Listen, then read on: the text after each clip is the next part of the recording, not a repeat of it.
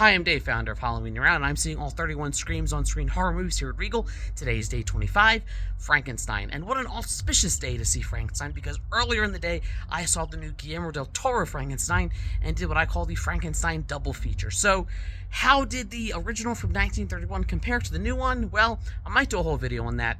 It is kind of apples and oranges, and I'm here to talk about the original. So, what I like about it is, I know I said yesterday that Dracula was my favorite of the old Universal monsters. He still is, and while Dracula is a movie I prefer more on a personal note, I think Frankenstein is probably the better movie just in terms of its pacing and in terms of its direction, thanks to James Whale. I love Dracula, but it crams way too much plot and kind of rushes through everything. Frankenstein fixes that mistake by kind of omitting half the book, well, more than half.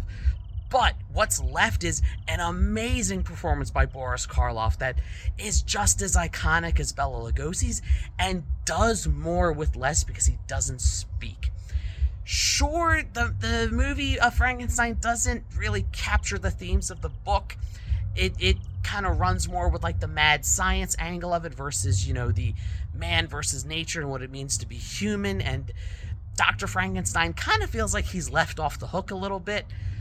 It also bugs me that they don't credit Mary Shelley by name. They credit her as based on the book by Mrs. Percy Shelley, which is kind of annoying, not using her real name.